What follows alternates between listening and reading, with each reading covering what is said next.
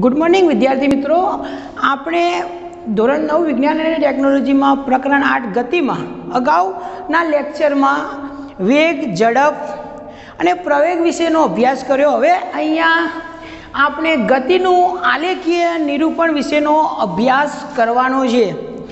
तो गति में तमे जाणो छो कि कोई पदार्थ गति करे छे तो समय प्रमाणे अंतर कापतुं होय छे, एनो कोई वेग होय छे, समय प्रमाणे वेग बदलातो पण होय छे। એટલા માટે કે જે છે એ ભૌતિક રાશિ પર આધાર રાખતી હોય છે।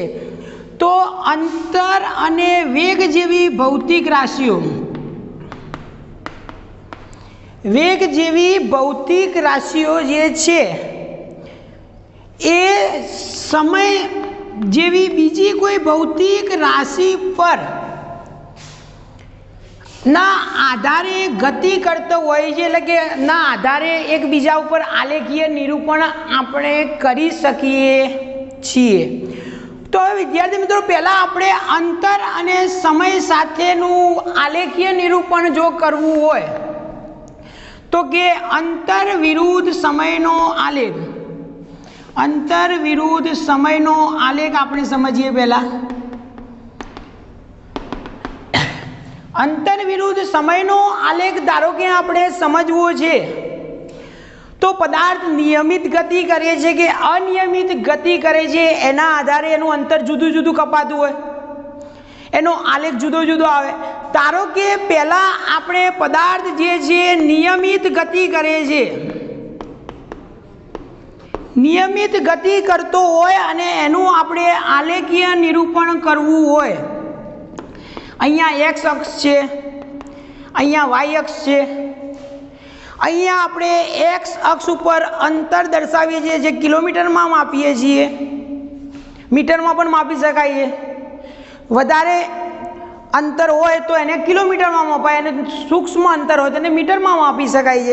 अहींया धारो के समय जे छे मिनिट में मापीए छीए, कलाक में अथवा सेकंड में पण मापी शकाय। हवे धारो के अहींया आपणे 5-5 नो डिफरन्स थी स्केल माप दर्शावीए छीए तो अहींया 5, 10, 15, 20 आ रीते दर्शावीए छीए। अहींया किलोमीटर में आपणे 2-2 नो डिफरन्स थी दर्शावीए छीए तो 2, 4, 6, 8 अने 10। हवे नियमित गति छे तो विद्यार्थी मित्रों आपणे चर्चा करी आगळ के जो नियमित गति होय, नियमित गति होय तो पदार्थ समय साथे समान अंतर कापतुं होय छे, એટલે કે સમાન સમયમાં સમાન અંતર કાપે છે। ધારો કે પહેલી 5 મિનિટમાં 2 કિલોમીટર કાપે છે तो बीजी 5 मिनिट में पण 2 किलोमीटर कापशे, एटला माटे एनो आलेख आ रीते सीधी रेखा में आवशे। तमे जोई शको छो अहींया पहली 5 मिनिट में 2 किलोमीटर छे, बीजी 5 मिनिट में बीजू 2 किलोमीटर छे, એટલે आ रीते समान अंतर कापतो हशे। अने अहींया समान अंतर कापतो हशे एटले जो धारो के कोई 2 निश्चित बिंदु लईए छीए आपणे, धारो के एक अहींया ए लईए छीए अने अहींया कोई बीजू बिंदु लईए छीए बी। हवे आ बंने बिंदुओ वच्चेनुं अंतर निश्चित करवुं छे अने आपणे एनो समय नक्की करवो छे। तो आ बंने बिंदुओने आम लंबाई देवामां आवे बंने बाजुए। तो तमे ध्यानथी जोई शको छो, आने S1 अने आने S2 कहीए छीए कारण के अंतर छे आपणे संज्ञा S छे એટલા માટે S1 અને S2 કહીએ છીએ। અહીંયા આને T1 અને T2 કહીએ છીએ ટાઈમ માટે। હવે જો વિદ્યાર્થી મિત્રો આ બે બિંદુઓ વચ્ચેની આપણે ઝડપ ધારો કે ગણવી છે, આપણે ધારો કે ઝડપ ગણવી છે તો તમે જાણો છો કે અંતર ભાગ્યા સમય અને આ બે બિંદુઓ વચ્ચેનું અંતર કેલ્ક્યુલેટ કરવું છે તો આ અંતરમાંથી આ અંતર બાદ કરીએ त्यारे आटलू अंतर मळशे आपणने। तो अहींया S2 मांथी S1 बाद करशो त्यारे आपणने आटलू अंतर प्राप्त थशे। અહીંયા તમે જોઈ શકો છો કે આટલું અંતર પ્રાપ્ત કરવું હોય તો S2 માંથી S1 બાદ કરો તો એટલું અંતર મળે અને આ બંને વચ્ચેનો સમય જો નક્કી કરવો હોય તો T2 માંથી T1 બાદ કરો તો મળી જાય। એટલે આ રીતે જો આલેખીય નિરૂપણ કરેલું હોય તો પદાર્થ કે કોઈ વસ્તુ જે કેટલી ગતિ કરે છે એની ઝડપ કેટલી છે, જો નિયમિત ગતિ હોય તો એની ઝડપ કેટલી છે ગણી શકાય છે સરળતાથી, અંતર કેટલું કાપે છે એ પણ ગણી શકાય છે અને કેટલો સમય લાગે છે એ પણ આપણે નક્કી કરી શકીએ છીએ। હવે વિદ્યાર્થી મિત્રો, આ ધારો કે અનિયમિત ગતિ છે, અનિયમિત ગતિ છે, ધારો કે અનિયમિત ગતિ છે તો તમે જાણો છો કે પદાર્થ કે વસ્તુ જે છે એ સમય સાથે સમાન અંતર કાપતું નથી। એટલા માટે જો આપણે આ પ્રકારે આલેખ દોરવામાં આવે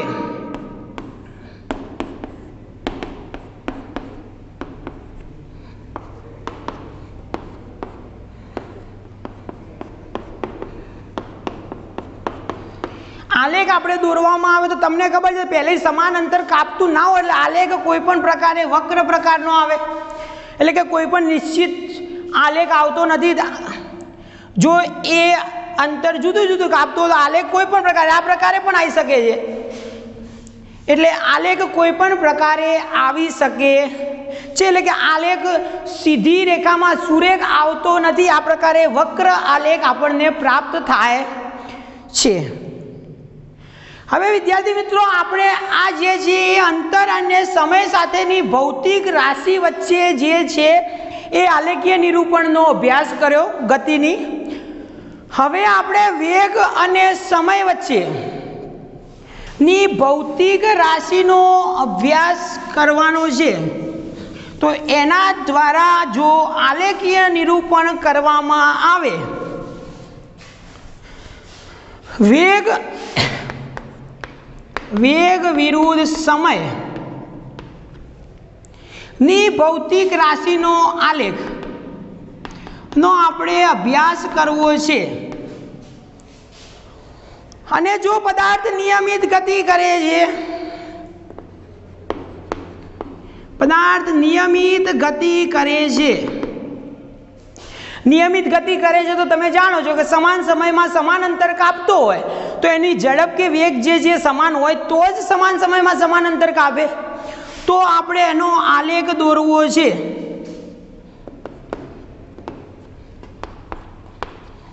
ધારો કે આનો આલેખ અહીંયા વેગ છે અને વેગ તમે જાણો છો એનો એકમ છે મીટર પ્રતિ સેકન્ડમાં મપાય છે, સામે સમય છે મિનિટમાં, પણ અહીંયા સેકન્ડ છે તો અહીંયા સેકન્ડમાં કે આપણે મિનિટમાં દર્શાવી શકીએ છીએ।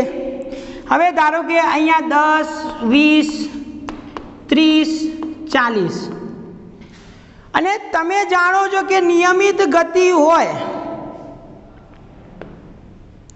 અહીંયા નિયમિત ગતિ ધારો કે હોય તો પદાર્થ જે છે અહીંયા આપણે વેગ કોઈ પણ 10, 20નો ડિફરન્સથી લઈ શકીએ, અહીંયા 2, 4ના ડિફરન્સથી પણ લઈ શકાય છે, જે પ્રમાણે વેગ હોય એ પ્રમાણે આપણે સ્કેલ માપ દર્શાવવાના હોય છે। ધારો કે કોઈ વસ્તુ 4 મીટર પ્રતિ સેકન્ડના વેગથી સમાન સમયમાં સમાન અંતર કાપે છે તો એનો અર્થ છે કે આ વસ્તુ જે છે એ નિયમિત ગતિ કરે છે, અને નિયમિત ગતિ કરતો હોય એટલે એનો વેગ સમાન હોય એટલે વેગ બદલાતો નથી, સમાન સમયમાં સમાન અંતર કાપે છે, એટલે દરેક સમયે વેગ પણ સમાન હોવાનો, તો એનું ગ્રાફ આ પ્રકારે સીધી રેખામાં આવે। અને કોઈ પણ બે નિશ્ચિત બિંદુઓ વચ્ચે ધારો કે કોઈ પણ A અને B બિંદુ જે લઈએ છીએ આપણે, અને આ બે બિંદુઓ વચ્ચે સમાન સમયમાં સમાન અંતર કાપતો હશે કારણ કે વેગ સમાન છે, વેગ સમાન છે, સમય પણ સમાન સમયમાં દરેક સમયે વેગ પણ સમાન હોવાનો। હવે ધારો કે આ બે બિંદુઓને આપણે લંબાવીએ છીએ અને જે આ ઘેરાયેલો ભાગ તમને જોવા મળે છે, આ તમને જે ઘેરાયેલો ભાગ જોવા મળે છે એ જે ભાગ છે એ આપણે એના દ્વારા અંતર ગણી શકીએ છીએ. એટલે કે આ ઘેરાયેલા ભાગનું જો ક્ષેત્રફળ ગણવામાં આવે તો તમે આ આલેખમાં અચળ વેગથી એટલે કે નિયમિત ગતિ કરતો હોય તો સમાન વેગથી ગતિ કરતા કેટલા સમયમાં કેટલું અંતર કાપે છે એ આપણે સરળતાથી ગણી શકીએ છીએ. તો S બરાબર એ બી, અહીંયા સી અને ડી કહી દઈએ છીએ તો એ બી સી ડીનું ક્ષેત્રફળ કહી શકાય.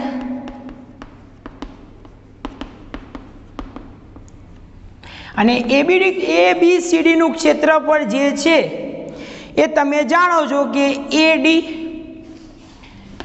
ડી અથવા BC પણ લઈ શકાય કારણ કે સમાન છે. એટલે એ ડી ગુણ્યા DC, કારણ કે લંબચોરસ હોય તો ક્ષેત્રફળ લંબાઈ ગુણ્યા પહોળાઈ તમે જાણો છો. તો અહીંયા DC, અહીંયા AB પણ લઈ શકાય કારણ કે AB આ બંને સમાન થાય ને આ બંને પણ સમાન થાય. હવે અહીંયા તમે ધારો કે જે વેગ છે એ તમે જો ગણતરીમાં લો અને અહીંયા કોઈ નિશ્ચિત માપ તમે 0 છે, અહીંયા 4 છે, એની જગ્યા ઉપર વેગને આપણે V1 અહીંયા V2 કહી દઈએ તો આ સમયે દરેક સમયે વેગ સમાન થવાનો, બંને વચ્ચેનું અંતર મળી જાય એટલે તમને AD મળી જશે. અહીંયા બંને વચ્ચે લાગતો સમય મળી જશે એટલે કે કેટલા સમયમાં કેટલું અંતર કાપેલું જે છે એ તમને અહીંયા સરળતાથી તમે ગણી શકશો. અને વિદ્યાર્થી મિત્રો અગાઉ આપણે આગળ પાછળ આલેખીય સમીકરણ તારવવાના છે, એના આધારે આની વધારે ગણતરી સૂત્ર પણ તારવીશું. અહીંયા આપણે ખાલી આલેખીય નિરૂપણ કઈ રીતે કરી શકાય છે અને એનું ગણતરી કઈ રીતે કરી શકાય છે એની સમજ મેળવવાની છે. હવે આપણે ધારો કે કોઈ અચળ પ્રવેગી ગતિ કરે છે, અચળ પ્રવેગી ગતિ કરે છે તો સમાન સમયમાં સમાન વેગમાં ફેરફાર થતો હશે. સમાન સમયમાં સમાન વેગમાં જો ફેરફાર થતો હોય તો અહીંયા 2, 4, 6, 8, 10, 12 વેગ વિરુદ્ધ સમય છે મીટર પ્રતિ સેકન્ડ. અહીંયા ધારો કે આપણે 10, 20, 30, 40. હવે સમાન સમયમાં સમાન વેગમાં વધારો થાય છે તો ધારો કે પહેલી 10 સેકન્ડમાં 2 મીટર પ્રતિ સેકન્ડનો વેગ છે તો બીજી 10 સેકન્ડમાં બીજી 2 મીટર પ્રતિ સેકન્ડના વેગમાં વધારો થશે. બીજી 10 સેકન્ડમાં ફરી બીજી 2 મીટર પ્રતિ સેકન્ડનો વેગનો વધારો થશે. એમ તમે જોશો તો આલેખ સુરેખ પ્રાપ્ત આપણને થશે. આ જે આલેખ છે ખૂબ જ અગત્યનો છે કારણ કે અચળ પ્રવેગી ગતિના પાછળ સમીકરણો તારવવાના જે 3 સમીકરણ છે એ આ જ આલેખ ઉપરથી આપણે તારવી શકીશું. એટલા માટે ધ્યાનથી સમજજો કે અચળ પ્રવેગી ગતિ છે તો સમાન સમયમાં સમાન વેગમાં વધારો થતો હશે, એટલા માટે આલેખ આપણને સુરેખ પ્રાપ્ત થશે. હવે કોઈ બે બિંદુઓ છે, ધારો કે A અને આપણે B લઈએ છીએ, A અને B લઈએ છીએ. હવે એને બંને બાજુએ આપણે લંબાવી દઈએ છીએ. હવે બંને બાજુએ જો લંબાવવામાં આવે તો આ રીતે લંબાવી શકાય. હવે આ બિંદુએ શરૂઆતમાં વેગ જે છે એ આપણે ધારો કે V1 છે, અહીંયા V2 પ્રાપ્ત કરે છે, અહીંયા આપણે T1 છે અને T2. હવે આ જે ઘેરાયેલો ભાગ તમને જોવા મળે છે એમાં તમે જોઈ શકો છો કે ABCD નું ક્ષેત્રફળ થાય. હવે આપણે ધારો કે આ અંતર કેટલા સમયમાં કેટલું અંતર કાપે છે જો s ગણવો હોય, આપણે s ગણવો છે તો a b c d અહીંયા ઈ નામ આપી દઈએ, નું ક્ષેત્રફળ ગણવું પડે, a b c d એનું ક્ષેત્રફળ ગણવું પડે। હવે અહીંયા તમે જુઓ કે બે ભાગ કરવામાં આવે તો a b e નું ક્ષેત્રફળ થાય, જો આટલું લઈએ તો, અને આટલું લઈએ તો a d c નું ક્ષેત્રફળ થાય, તો અહીંયા a d c e નું ક્ષેત્રફળ વત્તા a b e નું ક્ષેત્રફળ લખી શકાય। અને અહીંયા તમે જાણો છો અહીંયા કાટકોણ ત્રિકોણ છે તો 1/2 પાયો ગુણ્યા વેધ, તો b ગુણ્યા 1/2। હવે તમે જુઓ કે a d c નું ક્ષેત્રફળ આગળ ગણ્યું પ્રમાણે AD ગુણ્યા DC, AD ગુણ્યા DC થાય, પ્લસ અહીંયા કાટકોણ ત્રિકોણ છે તો 1/2 પાયો ગુણ્યા વેધ, સમીકરણ તમે જાણતા હશો તો અહીંયા પાયો ગુણ્યા વેધ કર્યો તો આ પાયો વેધ, તો અહીંયા કેટલું થશે AE 1/2 એટલે કે 1/2 AE ગુણ્યા BE। હવે વિદ્યાર્થી મિત્રો આની આપણે કિંમત મૂકીએ તો સરળતાથી અંતર શોધી શકીએ છીએ। આ જે છે અંતરનું જે છે સમીકરણ કઈ રીતે ગણી શકાય એ આપણે અચળ પ્રવેગી ગતિના જે સમીકરણો તારવવામાં છે એ ખૂબ જ ઉપયોગી રહેશે। એટલા માટે આ જે ગ્રાફ છે એ ગ્રાફ યાદ રાખવો પણ ખૂબ જ અગત્યનો છે। અને અચળ પ્રવેગી ગતિ શાને કહેવાય? અચળ પ્રવેગી ગતિ કરતું હોય ત્યારે વેગ વિરુદ્ધ સમયનો આલેખ દોરવામાં આવે તો એ કઈ રીતે ગતિ કરે છે, એમાં સમાન વેગમાં સમાન વધારો થાય છે અને એનું સમીકરણ કયું છે એ આપણે તારવી શકીએ છીએ। હવે વિદ્યાર્થી મિત્રો અનિયમિત પ્રવેગી ગતિ હોય, અહીંયા હું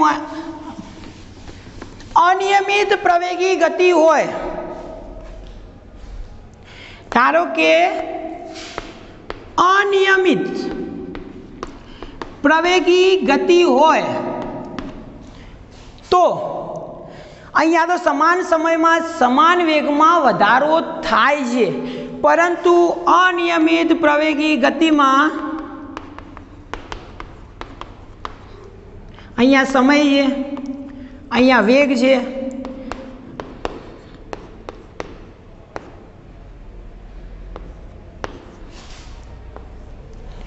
હવે આ x અક્ષ સોરી આ y અક્ષ અને આ x અક્ષ।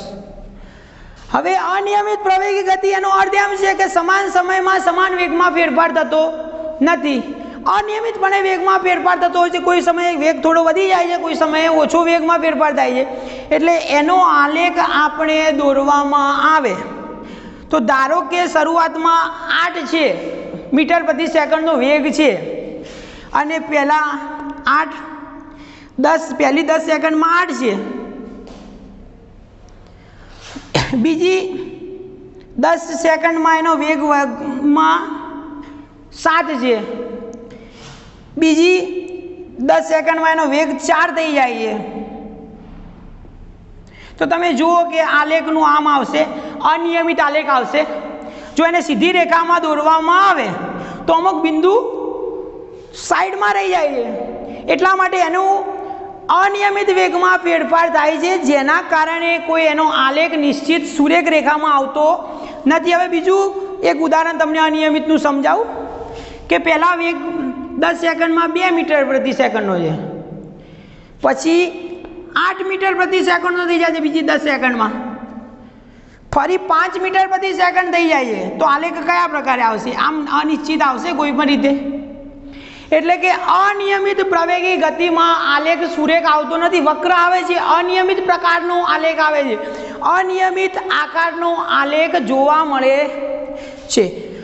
તો વિદ્યાર્થી મિત્રો તમે અહીંયા ગતિના આલેખીય નિરૂપણમાં અંતર વિરુદ્ધ સમય અને વેગ વિરુદ્ધ સમયના આલેખનો સરળતાથી સમજી શકો છો કે એના આધારે કોઈ પણ ઝડપ કઈ રીતે ગણી શકાય છે, એનો વેગ કેટલો છે ગણી શકાય છે, કયા સમયે કેટલો વેગ છે, કયા સમયે કેટલું અંતર કાપે છે, કોઈ બે નિશ્ચિત બિંદુઓ વચ્ચે નું અંતર ગણવું હોય તો પણ ગણી શકાય છે। એમાં સૌથી વધારે ઉપયોગી આ છે અચળ પ્રવેગી ગતિનો જે આલેખ છે એના આધારે જે અંતર ગણ્યું છે